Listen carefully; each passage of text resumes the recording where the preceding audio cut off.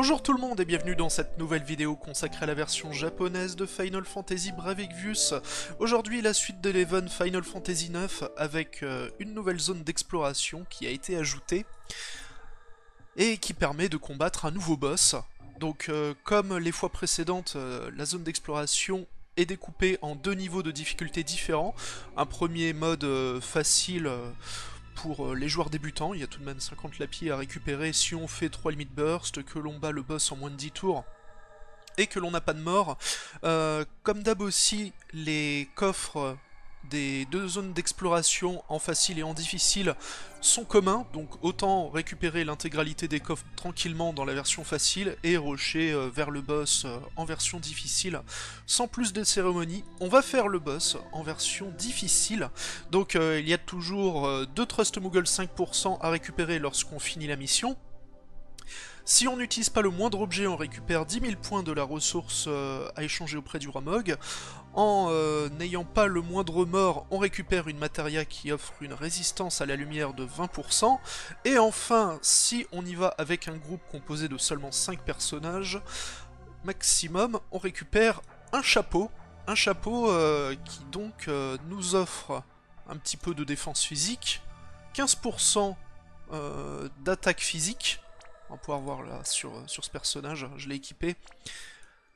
Voilà, 15% d'attaque physique, et si Béatrix, et seulement elle, porte cet équipement, elle gagne en plus 15% de défense magique supplémentaire et une immunité à l'aveuglement. Donc bon, 15% d'attaque physique, ça reste quand même cool, hein, donc c'est un accessoire, un équipement, pardon, un chapeau intéressant à récupérer. Et pour ce combat, eh bien, on va y aller en équipe full free-to-play, avec que du natif 3 étoiles. On peut passer comme ça. Donc Charlotte, voilà, avec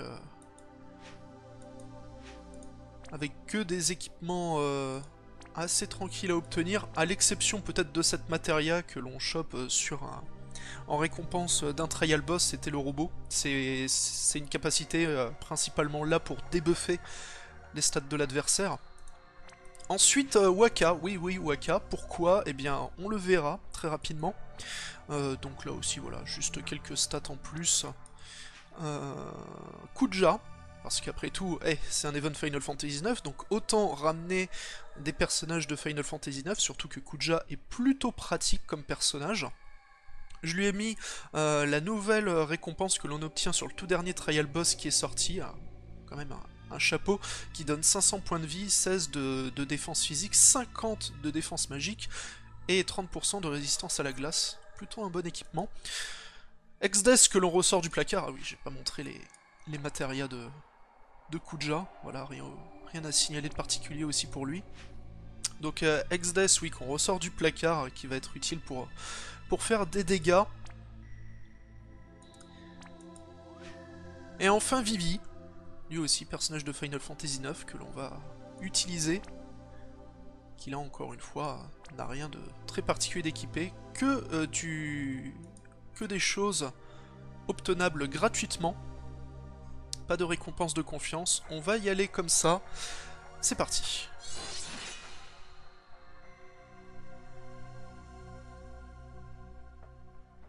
Alors je vais directement aller vers le boss, hein, pas d'exploration de la zone qui est assez linéaire de toute manière.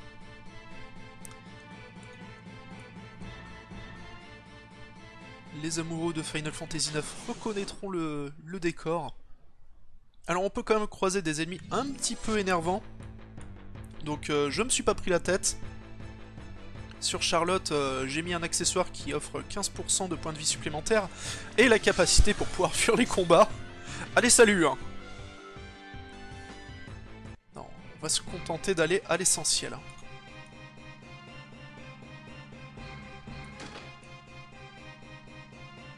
Ça ne devrait pas prendre trop de temps.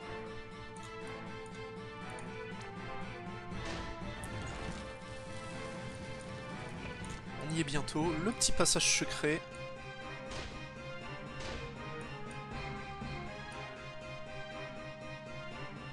Peut-être encore avoir quelques adversaires en combat aléatoire, mais c'est pas grave.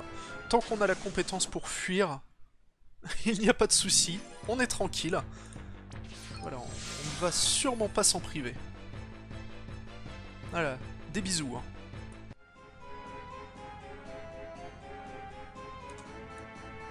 Et ça y est, on arrive au combat contre le boss.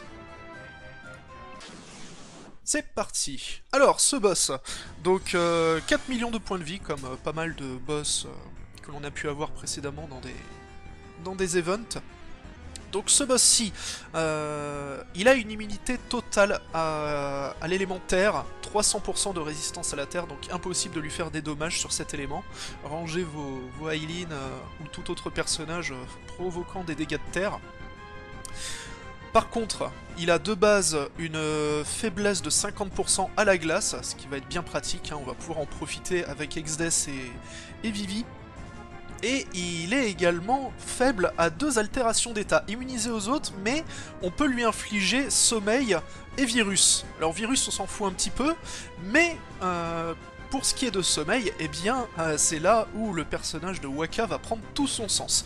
On va commencer par débuffer le boss, avec cette attaque. Voilà, qui diminue de 35% toutes les statistiques d'un adversaire, cependant... Ce boss là, lui, ne peut être débuffé que pour sa défense physique et magique, pas l'attaque physique et magique. Et donc Wakka, on va l'utiliser pour cette capacité là, qui coûte 45 MP, et qui assure un aveuglement, oui, et également silence et sommeil. Il me semble que c'est ces 3 altérations d'état. Et là où c'est intéressant, bah, c'est que 100% de sommeil, on est sûr d'endormir le boss. Et il nous fout la paix. Alors, avec Kuja, on va buffer les copains. Et avec Exdes et Vivi, on va balancer double Blizzaga.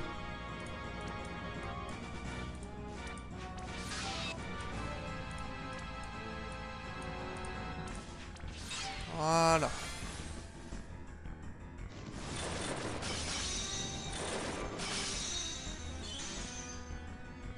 Alors par contre on a des sorts assez coûteux en MP, donc c'est aussi pour ça que j'ai ramené Charlotte, pour sa capacité à remettre des MP à l'équipe. Donc pour l'instant Wakka ne va servir à rien. Kuja, eh bien je l'ai équipé de Shiva, au moins pour avoir un petit sort de glace qui va permettre d'aider très légèrement au DPS. Ce sera toujours ça de prix.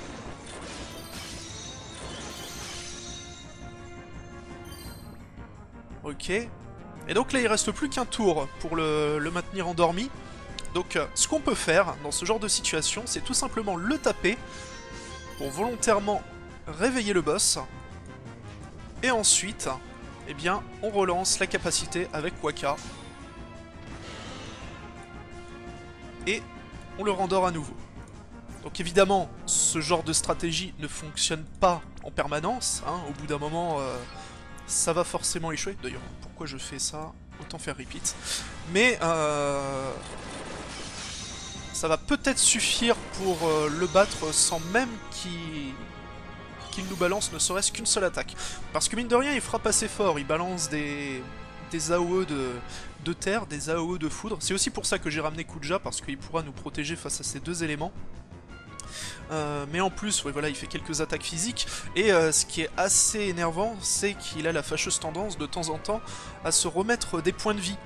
Il se remet environ 800 000 de vie, je crois. Donc le combat peut être assez long si on ne l'endort pas ou si on n'arrive pas à lui provoquer suffisamment de dommages rapidement.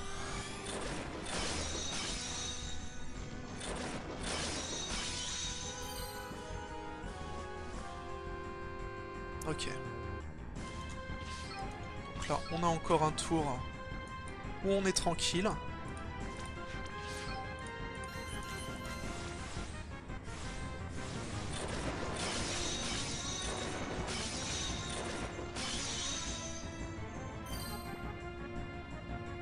Parfait. On va en profiter pour le redébuffer. Ce qui va avoir pour effet de le réveiller. Et là, on va espérer que le sommeil va passer parce que ce n'est pas garanti. Au bout d'un certain nombre de fois, c'est bon, il est endormi, nickel. Ok, on va pouvoir continuer à lui faire mal.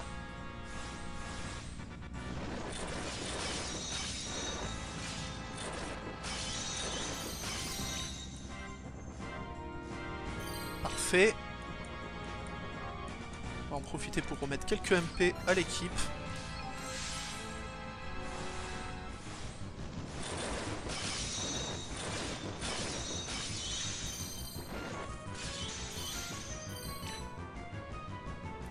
Ok.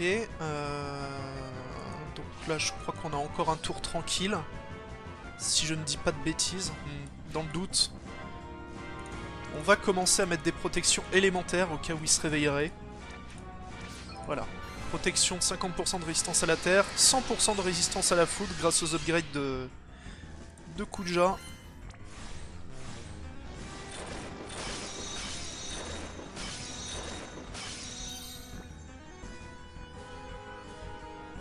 Il est encore endormi.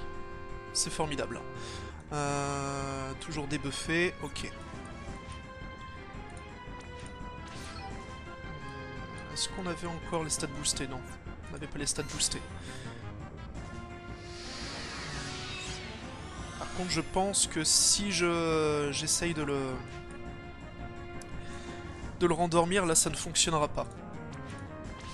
Donc on va augmenter un peu la défense physique de l'équipe. En vue du prochain tour.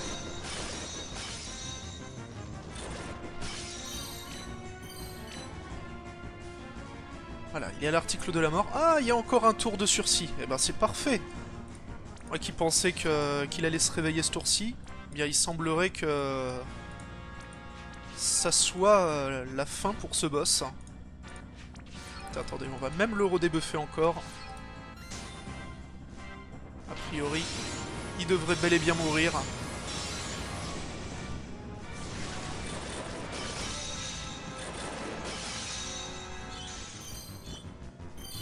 Et ben voilà! On n'a même pas vu une seule de ses attaques. Mais je vous prie de croire que si vous n'augmentez pas vos résistances élémentaires, il peut très rapidement décimer votre équipe. Mais c'est le fait qu'il se soigne qui est le plus énervant. Bon, et bien, combat validé.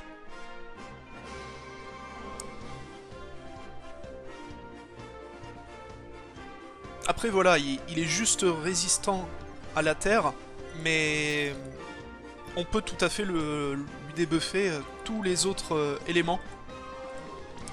En plus de sa faiblesse naturelle à la glace, donc vous pourrez, je pense, assez facilement taper après avoir créé une faiblesse élémentaire, quelle qu'elle soit.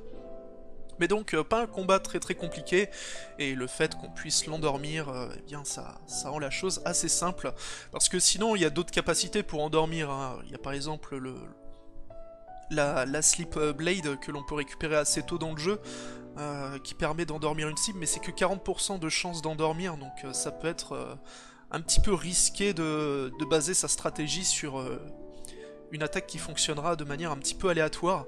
Il y a aussi Hayate, qui a une capacité qui permet d'endormir une cible avec 80% de chance, donc là aussi c'est pas mal, mais c'est pas encore sûr dans toutes les situations, mais avec Wakka, donc eh bien voilà, on a une capacité qui endort à coup sûr, donc c'est parfait pour cette stratégie. Voilà, eh bien c'est tout pour cet event. En plus, bah, en faisant le combat de cette manière, on a validé tous les objectifs, pas d'utilisation d'objets, on y était allé à 5, et on n'a pas eu le moindre mort, c'est parfait. Donc voilà, j'espère que ça vous aura aidé si de votre côté vous avez un petit peu de mal à réaliser cet event. Dans tous les cas, eh bien, je vous fais des bisous moustachus et je vous souhaite bon jeu sur la version japonaise de Final Fantasy Brave Exvius.